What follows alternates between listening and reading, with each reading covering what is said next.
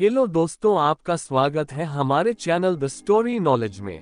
आज हम आपके लिए लेकर आए हैं जेफरी एम श्वार्ट्ज और रेबेका ग्लैडिंग की book you are not your brain की समरी। यह किताब हमें एक ऐसी यात्रा पर ले जाती है जहां हम विचारों और आदतों के बीच के संबंध को समझते हैं। यह किताब पाठकों को दोहराए जाने वाले व्यवहारों से मुक्त होने और उनके मानसिक कल्याण पर नियंत्रण रखने का अधिकार देती है।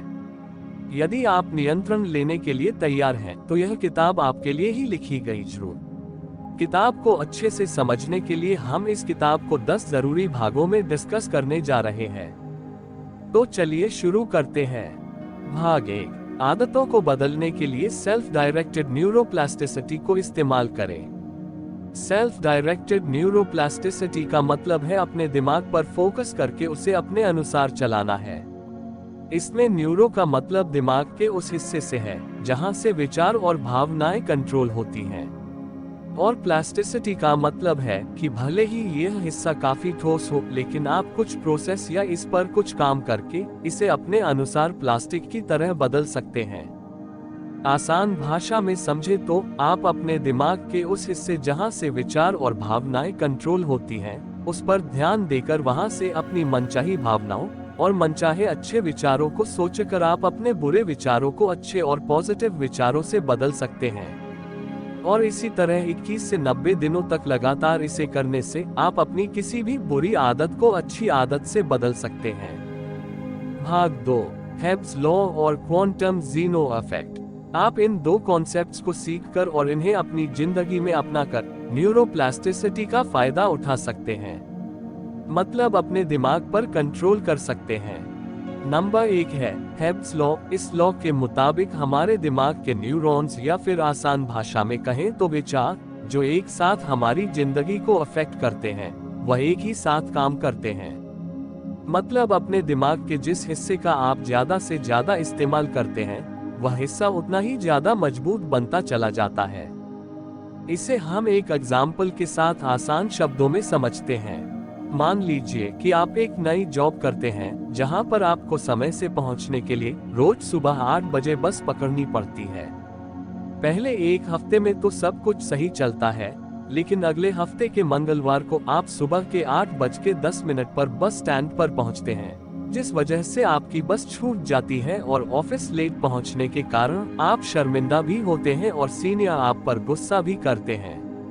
इस वजह से हो सकता है कि आप अच्छा महसूस न करें और परेशान होने लगें। लेकिन 2-3 बार ऐसा ही लगातार होने के बाद जब आप बार बार परेशान और कुछ तनाव महसूस करते हैं, तो इसको दूर करने के लिए कई लोग सिगरेट पीने का सहारा लेते हैं। सिगरेट पीने से दिमाग को निकोटीन मिलता है। निकोटीन एक तरह का हार्मोन है जिससे खुशी रिलीज होती है और तनाव कम हो जाता है। और कुछ समय ऐसा करने के बाद धीरे धीरे यह आपकी आदत बन जाती है, और कुछ हफ्तों के बाद बस स्टैंड या पर लेट पहुंचना परेशानी या तनाव का कारण बनने की वजह से सिगरेट पीकर निकोटीन या खुशी हासिल करने का एक मौका बन जाता है। और वहीं से जन्म होता है एक खराब आदत का, जो कहीं ना कहीं आपकी पर्सनल और प्रोफेशनल दोनों लाइफ को खराब कर सकती है। और एक बार इस तरह की गलत आदत लगने के बाद सिगरेट ना पीना परेशानी और तनाव की वजह बन जाती है, भले ही आप ऑफिस समय से पहुंचे या नहीं। इस तरह हमें खुशी मिलने वाले जिस काम को हम बार बार करते हैं, वह हमारी आदत बनने लगती है, फिर चाहे उससे मिलने वाले रिजल्ट्स हमारे फेवर में हो या हमारे अगेंस्ट में। ऐसी कंडीशन में फंसने के बाद कुछ लोग कहते हैं कि वह अपने आप पर कंट्रोल नहीं रख पा रहे हैं, इसलिए सिगरेट पीना उनके लिए बहुत जरूरी है। लेकिन अगर ध्यान से इस सिचुएशन को देखें, तो किसी इंसान को सिगरेट पीने से खुशी मिलती है, यह उसने अपने आप ही अपने दिमाग को कुछ पहले ही बताया था, और फिर इसे लगातार प्रैक्टिस करके भी दिखाया कि उसे सिगरेट पीने से खुशी मिल रही है। और उनकी इस एक्टिविटी के वजह से ही दिमाग ने स्वीकार किया कि हाँ, इस काम को करने से खुशी मिलती है। इस तरह पहले हमारा कंट्रोल हमारे दिमाग पर होता है। अगर हम अपने विचारों को सही से अपने फेवर में कंट्रोल करें, तो यह हमें वह सब पाने में मदद कर सकता है जो हम चाहते हैं। इसलिए ऐसी कंडीशन में आपको चाहिए कि आप समय से ऑफिस पहुंचने में खुशी को महसूस करें, ऐसा करने से कुछ दिनों में आप देखेंगे कि आप समय से ऑफिस पहुंच रहे हैं, जिससे आपको कई फायदे होंगे। सबसे पहले आपको खुशी मिलेगी, दूसरा सिगरेट ना पीने के वजह से आप हेल्दी रहेंगे और तीसरा आपकी पर्सनल और प्रोफेशनल लाइफ भी बेहतर बनेगी। तो इस रूल की सीख ये है कि इस तरह अपनी लाइफ में उन आदतों को अपनाएं जिससे आपको खुशी भी मिले और वास्तविक जिंदगी में उनसे फायदा भी हो। दूसरा कॉन्सेप्ट क्वांटम जीनो इफेक्ट है। यह एक यूनानी फिलोसोफर के जरिए बताया गया नियम है। अगर हम इसे आसान भाषा में समझे तो इसका मतलब है, प्रैक्टिस करके एक बेवकूफ इंसान भी बुद्धिमान बन सकता है। इसी तरह एक इंसान जिसकी आदतें ठीक ना हो, वह भी अच्छी आदतों की लगातार होश में रहकर प्रैक्टिस करते हुए अच्छी आदतों को अपनाकर अपनी जिंदगी को बेहतर बना सकता है। इस नियम की सीख यह है कि अगर आप नेगेटिव थिंकिंग की जगह पॉजिटिव सोचना चाहते हैं तो एक्टिवली हमेशा पॉजिटिव ही सोचें। इसी तरह अगर आप कामयाब बनना चाहते हैं तो हमेशा कामयाबी के बारे में सोचें कि आप कैसे कामयाब बन सकते हैं। कामयाब बनने के बाद आप किस तरह बेहतरीन जिंदगी जीने वाले हैं। और इसी तरह लगातार आप ऐसा 21 दिनों तक सोचने से यह आपकी आदत बन जाएगी। भाग 3, बुरी आदतों को छोड़ने के लिए इन 4 स्टेप्स को अपनाएं। यह भाग इस किताब का सबसे महत्वपूर्ण भाग है क्योंकि इसमें ही हम उन स्टेप्स को डिस्कस करने जा रहे हैं जिन्हें इस्तेमाल करके आपको बुरी आदतों को खत्म करके अच्छी आदतों को अपनाने में काफी मदद मिलेगी। पहला कदम, अपने विचारों के बारे में जागरूक होना, यानी उन विचारों के बारे में अवेयर होना और जानना जो आपको नेगेटिविटी की तरफ ले जा रहे हैं, और उन विचारों के बारे में भी जानना जिनसे आपको खुशी मिलती है और फायदेमंद भी हैं। हर सुबह 5 मिनट मेडिटेशन की प्रैक्टिस करके आप इस कला में माहिर बन सकते हैं। दूसरा तरीका है विचारों को लेबल करना, यानी हर रोज आपके दिमाग में आने वाले विचारों को 2 भागों में बांटना। एक भाग में वो विचार जो आपके लिए जरूरी है और दूसरा भाग में जो जरूरी नहीं है। तीसरा तरीका है पॉजिटिव एक्टिविटी पर ध्यान देना। यह नेचुरल लॉ है कि जिस चीज पर हम ज्यादा फोकस करते हैं वह बढ़ती ही जाती है, चाहे पॉजिटिव पर करें या नेगेटिव पर। इसलिए नेगेटिव विचारों को दूर करने और पॉजिटिव विचारों को बढ़ाने के लिए पॉजिटिविटी बढ़ाने वाली एक्टिविटीज को ज्यादा करें। चौथा तरीका है विश्वास के साथ कदम उठाना। अपने ऊपर विश्वास रखें कि लगातार अच्छी आदतों को करते हुए, अच्छे विचारों को सोचते हुए और उसके लिए जरूरी एक्शंस लेते हुए जल्द ही आपकी बुरी आदत अच्छी आदत में बदल जाएगी। भाग 4, आप अपने दिमाग से डिफाइन नहीं हैं, बल्कि उसे खुद डिफाइन करें। कई बार हमारा मन भटकने लगता है। हमारे दिमाग में ऐसे विचार आते हैं जिन्हें हम सोचना नहीं चाहते, जिन विचारों के साथ हम आगे नहीं जाना चाहते। लेकिन इन सब के बावजूद विचारों की उस तेज ट्रेन को दोबारा अपने कंट्रोल में करने में हम में से कई लोग असहाय महसूस करते हैं। ऐसा सभी के साथ होता है। तो क्या यह अच्छा नहीं रहेगा कि हम यह जान लें कि कैसे अपने विचारों को अपने कंट्रोल में करके मन को कंट्रोल किया जाए। ऑथर का मानना है कि ऐसा पॉसिबल है कि हम अपने विचारों को अपने कंट्रोल में कर ले, इससे पहले कि वह नेगेटिविटी फैलाएं या उनकी वजह से आप परेशान हो। इस बात को अच्छे से समझाने के लिए वह एक मरीज की कहानी बताते हैं जिनकी उन्होंने कभी मदद की थी। यह कहानी है अमेरिका के एक यंग लड़के की जिसने एक्टिंग में अपने करियर की शुरुआत की थी। हालांकि शुरू में उसको छोटे छोटे लेवल्स पर काफी अच्छी सफलता मिली, जिससे इंस्पायर होकर उसने और अच्छे लेवल पर अपना ऑडिशन देने का सोचा। और इसी तरह एक स्टेट लेवल एक्टिंग कंपटीशन में ऑडिशन देने के दौरान वहां के जज को उनका परफॉर्मेंस पसंद न आने की वजह से जब जज ने उनको अच्छा नहीं कहा तो वो डिमोटिवेट होने लगे। उन्हें लगने लगा कि वह वास्तव में अच्छी एक्टिंग नहीं कर सकते और उस दिन के बाद से उनका एक्टिंग करियर डाउन जाने लगा। इसी परेशानी को ठीक करने के लिए वो ऑथर से मिले, जिन्होंने उनको एग्जामिन करने के बाद बताया कि यह सब उनके सोचने के वजह से हो रहा है। उनके साथ ऐसा इसलिए हो रहा था क्योंकि जहां उनका एक दिमाग यह कह रहा था कि कोई बात नहीं, हम इस कमी को सुधार कर बेहतर एक्टर बन सकते हैं, वहीं दूसरी तरफ उनका दिमाग कह रहा था कि सच में तुम अच्छी एक्टिंग नहीं कर सकते। ऐसे में उन्होंने नेगेटिव वाले दिमाग को सुना जो उनको डिफाइन कर रहा था। उसकी सुनने और उस पर फोकस करने की वजह से नेगेटिविटी बढ़ती चली गई, जिसे कंट्रोल करना उनके हाथ में नहीं रह गया। लेकिन ऑथर से मिलने और अच्छी सलाह लेने के बाद जब उन्होंने पॉजिटिव विचारों पर ध्यान देना शुरू किया तो कुछ ही महीनों बाद वह बेहतर एक्टर बनने लगे और उन्हें कई नए ऑडिशन देने का भी मौका मिला और कई में उन्होंने अच्छा परफॉर्म भी किया। इस तरह हम जो भी हैं उसको हम खुद डिफाइन करते हैं, हमारा दिमाग नहीं। हमें ये करना चाहिए कि अपने पॉजिटिव और ऐसे विचार जो फायदेमंद है उन पर ध्यान दें और उनको ही एंटरटेन करें, नेगेटिव को नजरअंदाज करें। भाग 5, हम अपने दिमाग को फिर से ट्रेन कर सकते हैं। जिस बारे में हम ज्यादा सोचते हैं, जिस पर हम ज्यादा फोकस करते हैं, वही चीज बढ़ने लगती है। चाहे वह पॉजिटिविटी हो, कामयाबी हो, खुशी हो या दुख, चाहे वह बुरी आदतें हो या अच्छी आदतें, खराब फाइनेंशियल कंडीशन हो या अच्छा फाइनेंशियल स्टेटस, ये सब निर्भर करता है फोकस पर।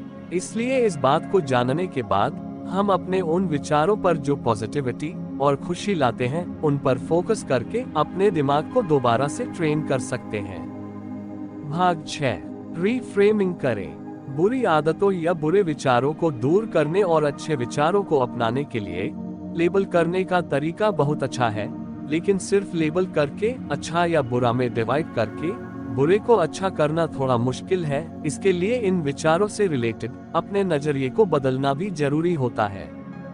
ऐसा इसलिए जरूरी है क्योंकि कई बार जब नेगेटिव विचार आते हैं तो हम में से कई लोग सोचते हैं कि यह विचार भी इम्पोर्टेंट है या जरूरी है, और या तो उन्हें सीधे स्वीकार कर लेते हैं या तो उन्हें सीधे रिजेक्ट कर देते हैं, बजाय कि उन पर सोच विचार करने के।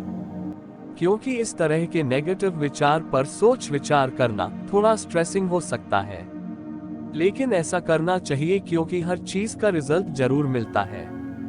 अगर हम उसे अच्छे से हैंडल करेंगे तो अच्छा रिजल्ट मिलता है, और ठीक से हैंडल ना करें तो उसके मुताबिक रिजल्ट मिलते हैं। इसलिए ऐसी कंडीशन में हमें रीफ्रेमिंग की जरूरत होती है। रीफ्रेमिंग मतलब अपने पॉइंट ऑफ व्यू या नजरिए को बदलना।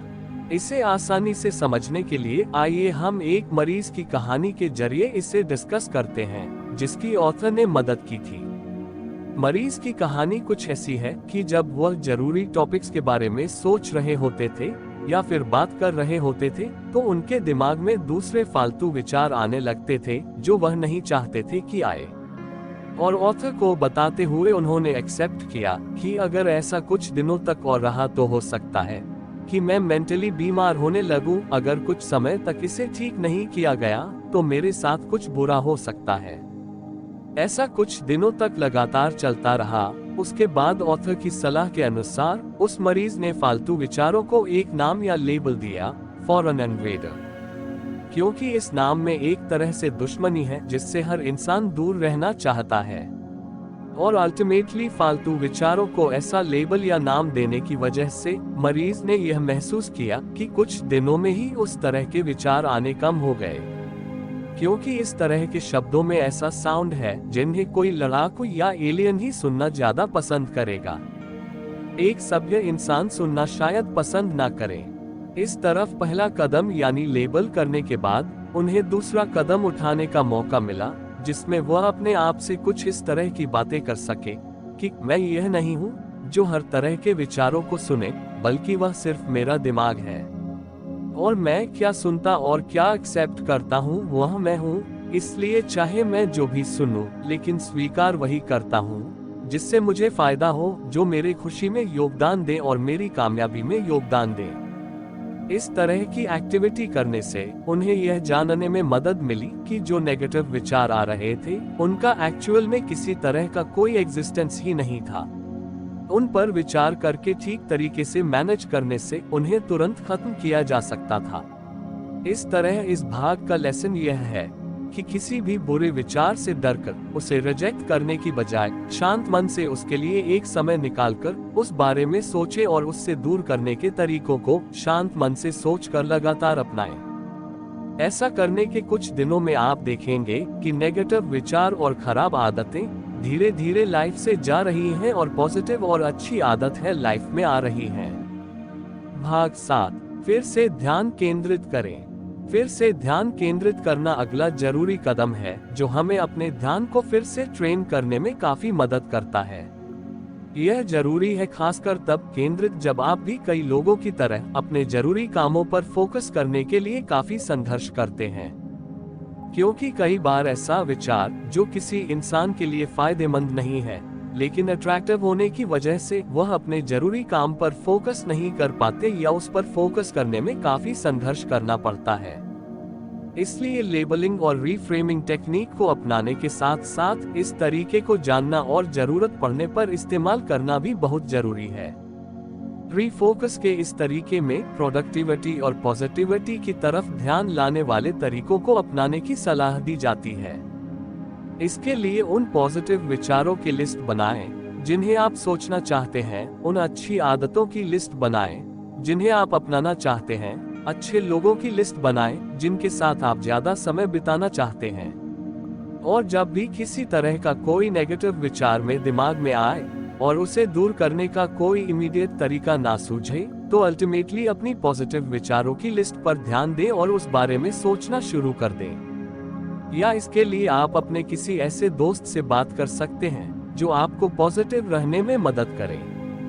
इसके अलावा अपने काम से मिलने वाले मनचाहे रिजल्ट्स के बारे में सोचें और पूरे फोकस के साथ काम में लग जाएं।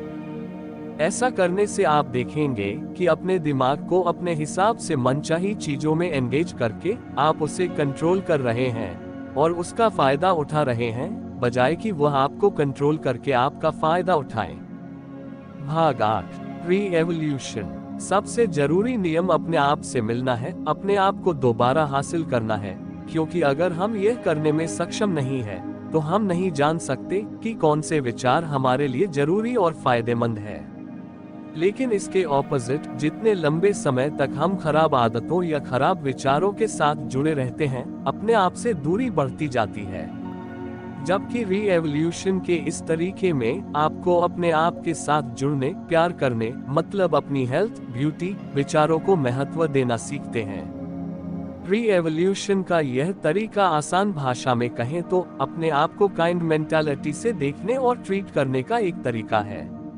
मतलब अपने आप से सच में प्यार करना, अपने लिए जो सच में फायदेमंद है उन विचारों को, उन आदतों को ही अपनाना, ना कि उनको जो को कुछ समय के लिए अट्रैक्टिव हो और नुकसानदेह न हो। हालांकि यह रातों रात नहीं होगा, लेकिन लेबलिंग, रीफ्रेमिंग और रीफोकस जैसे तरीकों को लगातार इस्तेमाल करने से दिमाग में पॉजिटिव और प्रोडक्टिव रहने की शक्ति विकसित होती है। यह तरीका अपने आप को देखने और जुड़ने में मदद करता है, बजाय कि नेगेटिव विचारों को सरेंडर करने से। यह तरीका आपको इस काबिल बनने में मदद करता है कि अपने लिए सबसे अच्छे और सुरक्षित डिसीजन ले सके। इसलिए अगर आप चाहते हैं कि खराब आदतें छोड़कर अच्छी आदतें अपनाएं, अपने आप को बेहतर बनाएं और सच में आप अपने आप से प्यार करते हैं, तो इन लेबलिंग, फ्रेमिंग आदि तरीकों को अपनाएं। इसके लिए कुछ समय निकालकर अपने अंदर देखें कि क्या आप इन तरीकों को अपना रहे हैं या नेगेटिव विचारों पर ही फोकस कर रहे हैं। अगर अपना रहे हैं तो इन्हें और ज्यादा और अच्छे तरीके से अपनाएं, और अगर नहीं तो इन्हें अपनाना शुरू करें ताकि आपके दिमाग को आप कंट्रोल कर सके, न कि दिमाग आपको। भाग 9, आदतों को बदलने के लिए ऑर्गेनिक तरीकों को इस्तेमाल करें। क्या आप जानते हैं कि लोग स्मोकिंग क्यों करते हैं, जबकि वह जानते हैं कि यह उनके लिए नुकसानदायक है? इसका जवाब है निकोटीन के लिए। लोग ज्यादा आइसक्रीम क्यों खाते हैं जबकि उन्हें पता है कि यह उन्हें मोटा और अनहेल्थी बना देगी? जाहिर सी बात है, मीठे टेस्ट के लिए। हम यह हमेशा इसलिए करते हैं क्योंकि अपनी डे टू डे लाइफ में उतार चढ़ाव की वजह से होने वाले प्रॉब्लम्स और तनाव को कुछ समय के लिए दूर करने के लिए। इस तरह की निकोटीन और मीठे तरीकों के जरिए हम उन्हें दूर करने की कोशिश करते हैं, लेकिन लगातार ऐसा बार बार करने से कई लोग इसके इतने आदी हो जाते हैं कि फिर इसके बिना तनाव महसूस होने लगता है। जिंदगी के उतार चढ़ाव पर इस तनाव को कुछ समय के लिए दूर करने के लिए कई लोग ड्रग्स जैसी खतरनाक चीजों का भी सेवन करते हैं। हालांकि वह अपने दिमाग से ठीक तरीके से डील करके पॉजिटिव सोचकर उन तनाव को दूर कर सकते हैं, लेकिन तुरंत राहत की लालसा की वजह से वह स्मोकिंग, ड्रग्स जैसी चीजों में इतने आदी हो जाते हैं कि एक समय ऐसा आता है कि इसके बिना उन्हें तनाव महसूस होने लगता है। ऑथर ने भी यह किताब इसी तरह की परेशानियों को सॉल्व करने के मकसद से लिखी है। इसलिए हमें चाहिए कि अपनी जिंदगी की परेशानियों को ऑर्गेनिक तरीके से, विचारों पर ध्यान देकर पॉजिटिव तरीके से हैंडल करें। उस बारे में पॉजिटिव सोचकर उसे ठीक करने के पॉजिटिव तरीकों को अपनाते हुए उस प्रॉब्लम को सॉल्व करें, ताकि वह प्रॉब्लम भी ठीक हो और आपको भी अल्टीमेटली उस तरीके से सीखकर जिंदगी में कुछ और फायदा हो। भाग 10।